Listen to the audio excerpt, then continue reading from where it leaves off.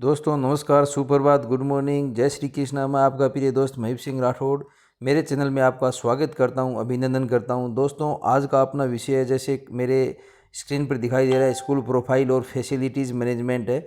इससे संबंधित रहेगा, तो आप मेरे वीडियो को अंत तक दोस्तों ज़रूर देखें ताकि सभी प्रकार की समस्याओं का समाधान हो सके। और अगर आप मेरे चैनल पर नए हो तो लाइक, शेयर व सब्सक्राइब करें और बेल आइकन जरूर दबाएं। दोस्तों यूडाइस प्लस से संबंधित मैं एक वीडियो पहले बना चुका हूं, जिसमें दोस्तों बच्चों को कैसे प्रमोट करते हैं अगली कक्षा में, उससे संबंधित रहेगा। उसको मैं मेरे डिस्क्रिप्शन बॉक्स में दे दूंगा। दोस्तों सबसे पहले अपन गूगल पर है वो यूडाइस प्लस, जैसे ये है आपको दिखाई दे रहे हैं ऑप्शन, उसमें इस ऑप्शन पे नहीं जाकर यूडाइस प्लस प्रोफाइल ऑप्शन पे क्लिक करना है। जैसे ही इस पर अपन क्लिक करते हैं इस प्रकार का इंटरफेस खुलकर सामने आ जाता है। और इसमें अपन यहाँ पर पासवर्ड यूडाइस और पासवर्ड और कैप्चा डालकर यहाँ से लॉगिन करना है। दोस्तों अपन को यहाँ पर देखो टीचर मॉड्यूल है या स्कूल मैनेजमेंट मॉड्यूल है, सभी प्रोफाइल मॉड्यूल है, ये सभी दोस्तों लाइव हो चुके हैं, इसलिए आप 1 बाय 1 सभी को भरें। इस प्रकार का इंटरफेस खुलकर दोस्तों आपके सामने आ जाएगा, जिसमें profile and facility, teacher and student तीनों मॉडल आपको दिखाई देंगे DCF एंट्री परमिशन में। उसमें सबसे पहले आज अपन बात करेंगे प्रोफाइल एंड फैसिलिटीज़ पे। तो यहाँ पर क्लिक करते हैं। जैसे ही दोस्तों यहाँ पर क्लिक करते हैं तो इस प्रकार का, जिसमें यहाँ पर कम से कम ये सारे मॉड्यूल लाइव हो चुके हैं दोस्तों, आपको जो दिखाई दे रहे हैं।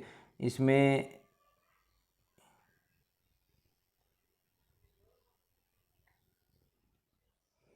ये सभी मॉड्यूल जो आपको दिखाई दे रहे हैं, जैसे कैप्चा फॉर्मेट है, ये 1.1 से 1.26 है और ये 1.27 से 1.36 हैं। ये जो सारे जो हैं ये सब लाइव हो चुके हैं दोस्तों। 1 बाय 1 ये सभी अपने को भरने हैं।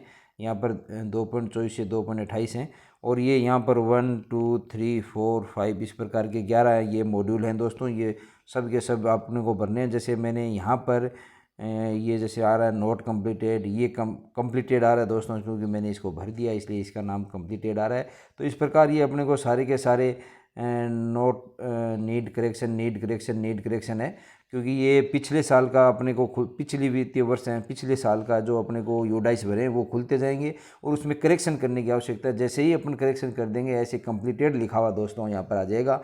तो देखते हैं 1 बाय 1 अपन कैसे कार्य होता है। इसके लिए दोस्तों आप पहले देखिए, लैंग्वेज आपको चेंज करनी है इंग्लिश से हिंदी, तो आप यहाँ पर हिंदी कर लें। तो मैं आपको हिंदी में समझा रहा हूँ दोस्तों, बड़ा ही आसान है भरना। चलते हैं 1 बाय 1।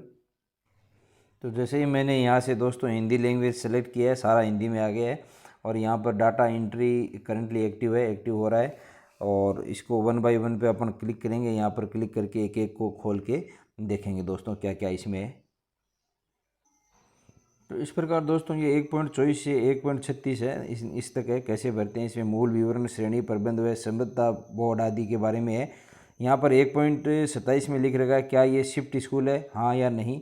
तो अगर हाँ 2 शिफ्टों में स्कूल चल रही है तो हाँ पर क्लिक करें, अदरवाइज़ नहीं करें। क्या ये आवासीय स्कूल है, तो नॉन रेजिडेंस है, रेजिडेंस है, ये बताएं दोस्तों। फिर जिसमें इसमें जैसे ही इसमें रेजिडेंस पूछा जाएगा तो आंशिक ये अगला होगा, वरना नॉन रेजिडेंस करते ये फेडेड हो जाएगा। और उसके बाद में क्या अगला बिंदु है कि क्या ये प्राथमिक स्तर पर अधिकांश विद्यार्थियों को उनकी मातृभाषा के माध्यम से पढ़ाया जाता है, हाँ, क्योंकि सभी विद्यार्थियों को मातृभाषा में पढ़ाया जाता है जो अपने प्राथमिक लेवल के हैं। और दूसरा है फिर क्या स्कूल उच्च प्राथमिक स्तर पर कोई पूर्व व्यावसायिक पाठ्यक्रम प्रदान करता है। अगर व्यावसायिक शिक्षा प्री वोकेशनल एजुकेशन स्टार्ट है तो यस कहें, वरना नहीं लिखें दोस्तों। क्या स्कूल समय के बाद कोई कौशल प्रशिक्षण केंद्र चलाया जाता है, अगर किसी स्कूलों में चलाया जाता है तो हाँ पर क्लिक करें, अदरवाइज ना करें। इसी प्रकार 1.32 में अगर नीचे नज़दीकी सरकारी सहायता प्राप्त स्कूल से स्कूल की दूरी किलोमीटर में, ये किलोमीटर में सभी है, नीचे है वो दूरी दिखा रखी होंगी दोस्तों, ये दिखाऊंगा मैं अभी। और उसके बाद में 1.33 है क्या स्कूल तक सभी मौसम में पहुंचने योग्य सड़क है, हाँ या नहीं, उस पर आप करें। शैक्षणिक सत्र की संख्या जो पिछले दिनों की कितनी है, 220 है या उससे ज़्यादा या अधिक है, वो आप यहाँ पर लिखें। क्या स्कूल में सतत व व्यापक CC मूल्यांकन हो रहा है, हाँ, तो CC मूल्यांकन में छात्र के रिकॉर्ड संधारित रखे जा रहे हैं या नहीं, हाँ या ना पे क्लिक करें। और संचयित रिकॉर्ड उनके माता पिता को दिखाए जा रहे हैं, हाँ या नहीं, जो भी है उचित माध्यम है उसको क्लिक करें। फिर जो नीचे जो 1.32 दिखाई दे रहा था, प्राथमिक स्कूल अनुभाग से कितनी किलोमीटर पर है ये दूरी, उच्च प्राथमिक स्कूल है वो आपके स्कूल से कितनी दूरी पर है, माध्यमिक स्कूल है वो आपसे कितनी दूरी पर है, और उच्च माध्यमिक स्कूल है वो आपसे कितनी दूरी पर है। ये दूरी भर के और दोस्तों यहाँ पर जमा करें पे क्लिक करना है, जमा करें और अगला भी पर भी आप क्लिक कर सकते हो ताकि ये सेव हो जाए और अगला आपके खुल जाए। तो करते हैं क्लिक। तो इस प्रकार दोस्तों अगला टैब खुलकर सामने आ जाता है, और वो जो 1.24 से 1.26 अपन ने भरा है वो यहाँ पर लिखा हुआ आता है कंप्लीटेड, ग्रीन में लिखा हुआ आता है कंप्लीटेड, तो इसका मतलब वो कंप्लीट हो चुका है सक्सेसफुली। तो उसके बाद में अगली जानकारी 1.37 से 1.52 खुल के सामने आती है, जिसमें आंगनबाड़ी, यहाँ पर आंगनबाड़ी SMC SMDC अन्य के बारे में ये जानकारी है दोस्तों कि आंगनबाड़ी स्कूल परिसर के अंदर स्थित है। ये हाँ तो यहाँ पर क्लिक करें, अदरवाइज़ ना पर करें। और अगर क्लिक है तो उसमें आंगनबाड़ी का यहाँ पर क्रमांक लिखने पड़ेंगे, आंगनबाड़ी के नेम लिखने पड़ेंगे, और यहाँ लड़के और लड़कियों की संख्या शो करनी पड़ेगी। अगर आपके स्कूल परिसर में नहीं है बाउंड्री में तो आप यहाँ पर नहीं करें और नीचे की ओर स्क्रॉल करें दोस्तों। उसके बाद में दोस्तों यहाँ पर लिख रहा है क्या वाटिका, बाल वाटिका या सह स्थित आंगनबाड़ी स्कूल में आरंभ की जा चुकी है। तो अगर सह स्थित है ही नहीं तो वो नहीं होगी, अदरवाइज़ आप यहाँ करें। यदि कोई स्कूल से बाहर वाले बच्चे स्कूल में नामांकित हैं और हैं तो विशेष प्रशिक्षण ले रहे हैं, ये हाँ या ना में जो भी सिचुएशन आप लिखें। हाँ विशेष प्रशिक्षण का ब्यौरा दें, अगर हाँ है तो वो ब्यौरा देना होगा।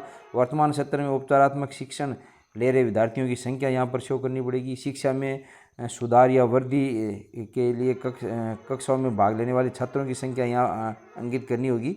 और उसके बाद में गत शैक्षणिक सत्र वर्ष के दौरान स्कूल के दौरे का ब्यौरा, यानी कितने आपके स्कूल में जो जांच करने के लिए आते हैं शैक्षिक निरीक्षकों की संख्या यहाँ पर लिखनी पड़ेगी कि कितने हैं वो CRC से आए हैं, उनको संख्या यहाँ लिखें।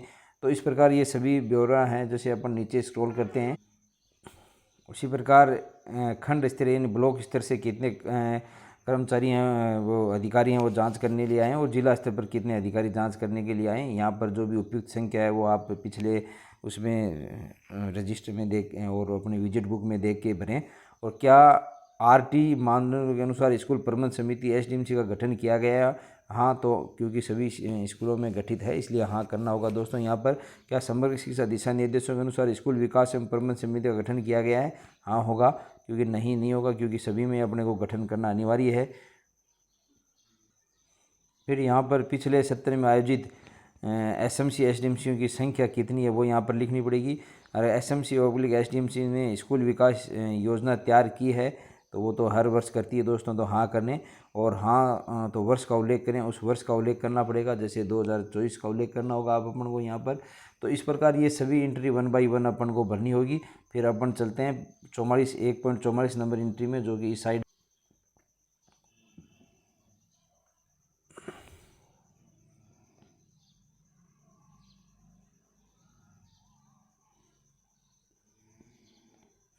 यहाँ बहुकक्षा कक्ष का अर्थ है दोस्तों कि एक क्या स्कूल में बहुकक्षा कक्ष उपस्थित है क्या? एक मतलब एक ही कक्षा में 7 पढ़ाए जाने वाले बच्चों की संख्या एक कक्षाएँ, जैसे मान लो एक कक्षा है उसमें 2 क्लासें साथ बैठती है। जैसे एक क्लास है उसमें 6ठी 7वीं साथ बैठती है, एक क्लास है उसमें 1ली 2री 3री साथ बैठती है। तो ऐसी अगर संख्या है तो यहाँ पर आप मेंशन करें, अदरवाइज़ यहाँ पर नो करेंगे तो ये अपने आप फेडेड हो जाएगा। क्या स्कूल परिसर का भाग है? अगर अन्य किसी स्कूल परिसर का भाग है तो अगर मतलब जैसे किसी स्कूल परिसर है उसमें 2 विद्यालय हैं, जैसे महात्मा गांधी विद्यालय है या कोई हिंदी माध्यम विद्यालय है, तो ये हाँ आएगा, अदरवाइज़ नहीं आएगा दोस्तों। क्या स्कूल परिसर के लिए एक हब स्कूल है? अगर एक परिसर में एक से अधिक स्कूल है तो वो हब हो जाएगी दोस्तों, तो वो हाँ आएगा, अदरवाइज़ यहाँ पर नहीं आएगा। अगर एक से अधिक स्कूल हैं परिसर में तो वो कितने पूर्व प्राथमिक है, कितनी प्राथमिक है, कितनी उच्च प्राथमिक, कितनी माध्यमिक है, कितनी उच्च माध्यमिक है, और कुल कितनी है। तो स्कूल परिसर में स्कूलों की संख्या यहाँ पर लिखनी पड़ेगी। अगर वहाँ आप हाँ करते हो तो ये आपके खुलकर सामने आ जाएगा, अगर नहीं करते ये फेडेड हो जाएंगे दोस्तों सारे के सारे। क्या स्कूल में एक बार श्रेष्ठ भारत के तहत कोई गतिविधि शुरू की है? हाँ, क्योंकि सभी स्कूलों में हो रही है। क्या स्कूल में फिट इंडिया स्कूल के रूप में प्रमाणित किया गया है? बिल्कुल हाँ, ये भी हाँ होगा दोस्तों। क्या स्कूल सहकर्मी स्वयं शिक्षक मूल्यांकन के आधार पर प्रत्येक शिक्षार्थियों के लिए एक समग्र रिपोर्ट कार्ड तैयार करता है। बिल्कुल हर वर्ष अपन तैयार करते हैं। पीएम पोषण के तहत परोसे गए मध्याह्न भोजन की दिनों की संख्या, ये अपने कितने अपना पोषार चलता है दोस्तों मिड डे मील की, वो दिनों की संख्या यहाँ पर आपको उसमें रजिस्टर में देख के आपको मेंशन करनी होगी यहाँ पर। और प्रति सप्ताह दिन, यानी प्रति सप्ताह में जैसे 7 दिन होते हैं, कोई 5 डे होते होंगे कहीं पर यहाँ पर तो अपने 6 डे होते हैं, तो यहाँ पर 6 डे अपन को मेंशन करना होगा। प्रति माह दिन कितने होते हैं, वो लगभग 30 हैं जो अपने यहाँ पर मेंशन करने होंगे। यदि मध्याह्न भोजन को पूर्व प्राथमिक अनुभाग बाल वाटिका तक विस्तारित किया जाए, अगर किसी के है तो हाँ करें, अदरवाइज यहाँ पर ना करें और जमा करके अगला करें दोस्तों। तो जैसे ही आप जमा करके अगला पर क्लिक करेंगे, तो क्लिक करते ही आपके इस प्रकार का यहाँ पर अगर रिक्वायर, जैसे ये मैंने भरा नहीं है इसलिए सारे रिक्वायर आएंगे दोस्तों। आप यहाँ पर भर के और जैसे ही जमा करोगे तो यहाँ सक्सेसफुली कंप्लीटेड का मैसेज आएगा। क्योंकि दोस्तों मैंने वो भर दिया है, भरने के बाद में जमा करें और अगला जैसे ही क्लिक करेंगे तो इस प्रकार का देखो दोस्तों सक्सेसफुली का यहाँ पर आपको previous page is saved successfully का मैसेज होगा और अगला टैब खुलकर सामने आ जाएगा। उसमें अपन देखते हैं तो यहाँ पर अब क्या निःशुल्क पाठ्यपुस्तकों का पूरा सेट प्राप्त हुआ है, तो यहाँ पर अपने को हाँ या नहीं करना है। प्राथमिक विद्यालय में हाँ, उच्च प्राथमिक विद्यालय में हाँ, माध्यमिक विद्यालय में हाँ या उच्च माध्यमिक विद्यालय में हाँ। अगर कहीं प्राप्त नहीं हुआ तो ना लिखें। वर्तमान शैक्षिक सत्र में पाठ्यपुस्तक कब प्राप्त हुई, तो ये जैसे ही आप यहाँ दोस्तों हाँ पर अपन क्लिक करेंगे यहाँ पर, तो ये फेडेड है वो ख़त्म हो जाएगा। यहाँ पर अपने को सेलेक्ट करना होगा कि किताब है वो कब प्राप्त हुई। जैसे ये मंथ दे रखा है इसमें, तो मंथ के हिसाब से अपने को जैसे जुलाई में इस बार प्राप्त हुई तो ये हाँ करके आप जुलाई करें। और अगर किसी की प्राप्त नहीं हुई है पूरी, तो आप ना करके उसको सेलेक्ट करें जुलाई। फिर दोस्तों आता है एक प्रत्येक ग्रेड के लिए टीएलएम उपलब्ध है, तो ये टीएलएम उपलब्ध लगभग प्राथमिक के लिए तो आती है दोस्तों अपने को, तो ये हाँ करें उस प्राथमिक के लिए। माध्यमिक और उच्च माध्यमिक के लिए अगर टीएलएम नहीं है तो आप यहाँ पर नहीं भी लिख सकते हैं दोस्तों। फिर क्या स्कूल के पिछले शैक्षिक सत्र में ग्रेड पूरक सामग्री प्राप्त हुई है, पूरक सामग्री यानी शैक्षिक वर्ष में ग्रेडेड पूरक सामग्री प्राप्त हुई है, अगर है तो यस, अदरवाइज यहाँ पर नहीं करें दोस्तों। तो इस प्रकार दोस्तों ये आवश्यकता से चीज़ हैं जो आप यहाँ पर हाँ या नहीं करें और उसके बाद में जमा करें और अगले पे क्लिक करें। तो जैसे ही अपन जमा करें और अगले पे क्लिक करेंगे, सम रिक्वायर्ड फेल्ड मिसिंग, क्योंकि कुछ अपन ने भरा नहीं है। यहाँ पर देखो अपन ने किया नहीं था दोस्तों, इसलिए ये मांग रहा है। अगर यहाँ पर अपन भर के वापस अपन कर, और जैसे ही मैंने इनको भरकर जमा करूँगा दोस्तों, तो ये सक्सेसफुली का मैसेज है यहाँ पर आएगा। दोबारा कुछ रिक्वायर्ड रह गई होगी दोस्तों, जैसे यहाँ पर रह गई, तो ये भी नहीं सेलेक्ट करना है अपने को, क्योंकि यूनिफॉर्म 12th वालों के लिए नहीं होती है। तो यहाँ पर अब जमा करें तो ये देखो previous page is saved successfully का यहाँ पर मैसेज आपके यहाँ पर प्रदर्शित हो रहा है।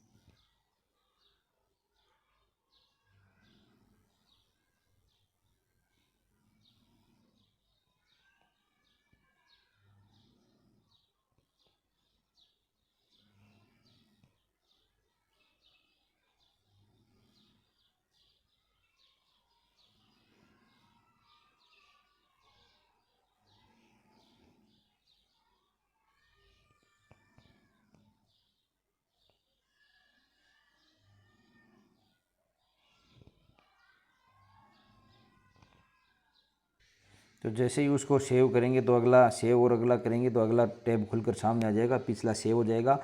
यहाँ पर जो भी आपकी जानकारी दिखाई दे रही है दोस्तों यहाँ पर भरें। जैसे भी 1.55.1, 1.55.2 क्या आपका स्कूल आपदा प्रबंधन विकसित की गई है, हाँ तो हाँ करें, अदरवाइज नहीं करें। क्या संरचनात्मक सुरक्षा अंकेक्षण की गई है, सेफ्टी ऑडिट हुई है तो हाँ करें, अदरवाइज ना करें। क्या गैर संरचनात्मक सुरक्षा शैक्षणिक की ऑडिट की गई है, तो अगर हाँ या नहीं करें। इससे संबंधित रिलेटेड क्या स्कूल में अग्निशामक यंत्र है, हाँ ये होना चाहिए, सभी की होती है दोस्तों। क्या स्कूल में स्कूल सुरक्षा हेतु नोडल शिक्षक है, अगर है तो हाँ करें, अदरवाइज नहीं करें। तो इस प्रकार ये सारी सूचना दोस्तों आप भरें इसमें।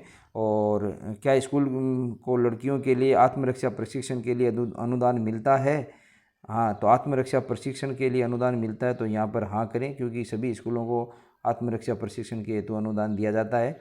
और उसके बाद में लिख रहा उच्च प्राथमिक माध्यमिक उच्च माध्यमिक के कक्षाओं में आत्मरक्षा प्रशिक्षण की गई छात्रों की संख्या लिखें यहाँ पर। तो ये आपके विद्यालय की संख्या, जो भी छात्र जिन्होंने किया है उनका संख्या यहाँ पर आप मेंशन करें। स्कूल में प्रदर्शित बोर्ड एवं सुरक्षा दिशा निर्देश प्रदर्शित किया गया, यह सभी को करना होता है दोस्तों, ये हाँ है। क्या स्कूल में किसी शिक्षक को प्रथम स्तरीय परामर्शदाता के रूप में नियुक्त किया गया, ये भी हाँ करना है। सभी हितधारकों एसएमसी माता पिता वरिष्ठ अध्यापक को शामिल करके बाल सुरक्षा अधिनियम सुनिश्चित करने के लिए स्कूलों में सुरक्षा एवं सुरक्षा अंकेक्षण की मतलब ऑडिट की आवृत्ति की गई है, ये अगर है तो करें, अदरवाइज नॉन करें दोस्तों। क्या स्कूल किसी स्कूल में सभी शिक्षकों की तस्वीर प्रदर्शित की गई है, ये पर हाँ करना है। क्या स्कूल में विद्या प्रवेश मॉड्यूल को अपना शुरू किया है, अगर है तो हाँ करें, अदरवाइज ना करें। तो इस प्रकार ये आप सभी की सभी जानकारियां हैं, ये यहाँ से पढ़कर उसके अनुसार उपयुक्त आप हाँ या ना में उत्तर दें। और अंत में यहाँ जमा करें और अगले में जाएं, तो ये सक्सेसफुली का मैसेज आएगा। उसके बाद में अगली चीज़ें खुलकर सामने आ जाएगी दोस्तों। इसमें यहाँ पर आप देखो 1.56 में कि स्कूल में वित्तीय वर्ष 23-24 यहाँ पर जो लिख रखा है 23-24 के दौरान प्राप्त अनुदान एवं किया गया व्यय के बारे में लिखना है। तो स्कूल को जो दोस्तों ग्रांट मिलती है अपने जैसे सीनियर स्कूल है उसको संख्या के आधार पर मिलती है, वो ग्रांट यहाँ पर डालें और कितना व्यय किया है वो भी यहाँ पर। अगर पुस्तकालय अनुदान यहाँ पर आपको मिली है तो डालें, अदरवाइज 0 रहने दें। बड़े मरम्मत कार्य हेतु अनुदान अगर मिलता है तो यहाँ पर अनुदान की राशि डालें, अदरवाइज 0 डालें। यहाँ पर हर स्कूलों को अलग अलग मिलता है, किसी को जैसे ये है वो हर स्कूलों को अलग अलग है संख्या के आधार पर दोस्तों। किसी को 50,000 मिली है, किसी को 75,000 है, किसी को 25,000 है, किसी को 10,000 भी मिली है। तो वो यहाँ पर डालकर और वे कितना वे कर दिया आपने वो भी यहाँ लिखें। और उसके बाद में खेल व शारीरिक शिक्षा के लिए अनुदान है, वो भी अलग अलग स्कूलों में यूपीएस पीएस और यूपीएस में अलग अलग मिलती है, जो कि आपके कम से कम 25,000 हैं, 5,000 हैं, 10,000 हैं, जितनी भी आपको मिली है और उसको कितना खर्च किया ये यहाँ पर डालें। और फिर मीडिया व सामुदायिक जुटाव हेतु अनुदान अगर मिलती है तो, और एसएमसी और एसडीएमसी ट्रेनिंग के लिए कितनी अनुदान मिली वो यहाँ पर डालें। और फिर प्री स्कूल स्तर पर सहायता हेतु अनुदान अगर कोई हैं तो वो भी आप यहाँ पर डालें और उसको सेव करें दोस्तों। ये डालने के बाद में आप नीचे स्क्रॉल करें, फिर नीचे कि किसी गैर सरकारी संगठन द्वारा वित्तीय सहायता मिली है तो यहाँ पर करें, अदरवाइज नहीं पे करें। और सार्वजनिक क्षेत्र उपक्रम द्वारा कोई सहायता मिली है तो हाँ करें, अदरवाइज ना करें। समुदाय व अन्य द्वारा किसी के द्वारा सहायता मिली है तो हाँ करें। हाँ करके यहाँ पर क्या सहायता मिली है उसे सहायता प्राप्त को निम्नलिखित उल्लेख करें, यानी राशि का नाम यहाँ पर लिखें और फिर यहाँ पर उसकी अमाउंट लिखें, कितनी अमाउंट है। तो इस प्रकार ये सभी भरना है दोस्तों। अगर नहीं मिली है आपको तो यहाँ पर ना ज़रूर करें सब में कि अपने को नहीं मिली है, तो ये सभी फेडेड हो जाएंगे। उसके बाद में अपने को यहाँ पर 1.58 पे जाना है। यहाँ पर है क्या स्कूल निम्नलिखित के लिए इन्वेंट्री रजिस्टर बनाए रखा है, क्या इनके लिए इन्वेंट्री रजिस्टर स्कूल ने बना रखा है। जैसे आईसीटी वस्तुओं पर इन्वेंट्री रजिस्टर, अगर हाँ है तो हाँ करें, अदरवाइज ना करें। खेल उपकरणों पर सूची रजिस्टर, सभी खेलों के उपकरणों की सूची रजिस्टर है। लाइब्रेरी पुस्तकों की सूची रजिस्टर है, तो ये सभी होने चाहिए दोस्तों, तो इनमें हाँ करें। फिर है कि निम्नलिखित के आधार पर स्कूल का कुल वार्षिक व्यय कितना हुआ पिछले शैक्षिक सत्र में, रख रखाव हाउस कीपिंग में यानी कोई मेंटेनेंस में या रख रखाव में कार्य करने में कितना व्यय हुआ वो लिखना है। शिक्षकों के लिए कितना, निर्माण में कितना व्यय हुआ है और अन्य में कितना व्यय हुआ है, तो टोटल कुल कितना व्यय हुआ है वो भी यहाँ पर प्रदर्शित करें। और उसके बाद में दोस्तों नीचे जाके आप सहेजें और अगले पे जमा करें और अगले पे करें, क्लिक करें, जिससे ये सेव हो जाएगा। फिर यहाँ पर 2.1 से 2.6 पर है भौतिक सुविधाएं, उपकरण और कंप्यूटर और डिजिटल पहल। इस पर क्लिक करना है। तो क्या स्कूल भवन की स्थिति है वो यहाँ पर आपको लिखनी पड़ेगी। गवर्नमेंट ओन है या कौन सी है, जैसे आप ड्रॉप डाउन लिस्ट में दबाओगे ये सभी आ जाएंगी, उसके अनुसार आप लिखें। फिर यहाँ पर 2.2 में स्कूल भवन के प्रकार को आपको लिखना पड़ेगा कि स्कूल में उपलब्ध बिल्डिंग ब्लॉक्स की कुल संख्या कितनी है, तो वो मोस्टली एक रहती है। और वो पक्का ब्लॉक है या आंशिक रूप से पक्का ब्लॉक है या कच्चा ब्लॉक है या तंबू है या क्या है, जीर्ण शीर्ण भवन है, ये आपको यहाँ पर मेंशन करना होगा दोस्तों। उसके बाद में जैसे ही नीचे स्क्रॉल करेंगे अपन, यहाँ पर 4 दीवारी का प्रकार पूछेगा कि कैसा है, पक्का बट ब्रोकन है, जो भी है, या पक्का है या ब्रोकन है, जो भी यहाँ पर स्थिति है। आप ये एंड एरो से आप देख सकते हैं, सभी आपके सामने खुल कर आ जाएंगी। और उसके बाद में प्रत्येक श्रेणी के लिए कक्षों की संख्या है वो आपको यहाँ पर मेंशन करनी है कि प्राथमिक के लिए आपके पास कितना कक्ष है, उच्च प्राथमिक के लिए कितना, माध्यमिक के लिए कितना है, उच्च माध्यमिक के लिए कितना है, और निर्माणाधीन कक्षों की संख्या यहाँ पर आपको शो करनी पड़ेगी। और जीर्ण शीर्ण अवस्था में कक्षों की संख्या आपको यहाँ शो करनी होगी। तो इस प्रकार आप यहाँ पर ये सभी प्रकार की है कक्षों की संख्या है वो प्रदर्शित करें। और यहाँ पर आपको इनकी स्थिति के अनुसार शो करना होगा कि पक्के हैं लेकिन अच्छी स्थिति में कितने हैं, मामूली मरम्मत की आवश्यकता है या अधिक मरम्मत की आवश्यकता है, तो ये आपको यहाँ पर इसके अनुसार शो करना है। शो करने के बाद में अपन लेफ्ट साइड में आते हैं दोस्तों। बिंदु संख्या 2.5 में अगर देखा जाए तो क्या स्कूल में बिजली कनेक्शन उपलब्ध है, हाँ, अगर नहीं है तो ना लिखें, और हाँ लेकिन क्रियाशील नहीं है, इन तीनों में से एक क्लिक करना होगा। जैसी भी स्थिति है, यदि स्कूल में बिजली उपलब्ध है तो पंखों की संख्या कितनी है आपको यहाँ लिखनी पड़ेगी, एसी की संख्या कितनी है, और हीटर और ब्लोअर वाली कक्षाओं की संख्या कितनी है, ये अपन को यहाँ पर मेंशन करनी है। तो दोस्तों ये दो चीज़ तो अपने रेयर के कंडीशन में मिलती है। पंखों की संख्या अपन यहाँ पर मेंशन कर सकते हैं, जितने रूमों में जितने पंखे लगे होते हैं। क्या स्कूल में सोलर पैनल उपलब्ध है, हाँ या नहीं, जो भी स्थिति है। कक्षाओं के अलावा अन्य कमरों का विवरण, जो भी शौचालय को छोड़कर, यानी जो अन्य कक्षों के अलावा अगर ऐसे रूम हैं जो कि प्रयोग में नहीं आ रहे हैं, किसी प्रकार से छोटे हैं, तो उनकी संख्या भी आप यहाँ पर मेंशन करें। उसके बाद में नीचे स्क्रॉल करते हैं। स्क्रॉल करने के बाद में उपलब्ध कमरों चिन्हित उल्लिखित अन्य कमरों में से, यानी कोई अन्य है, पुस्तकालय के लिए अलग कक्ष है या नहीं, या स्कूल में संस्था प्रदान के लिए अलग कक्ष है या नहीं, या लड़कियों के लिए अलग कॉमन रूम है या नहीं, शिक्षकों के लिए स्टाफ रूम है या नहीं। तो ये इस प्रकार की जो सूचना कंप्यूटर लैब सहित प्रयोगशाला कक्षाओं की संख्या ये यहाँ पर आपको मेंशन करनी है।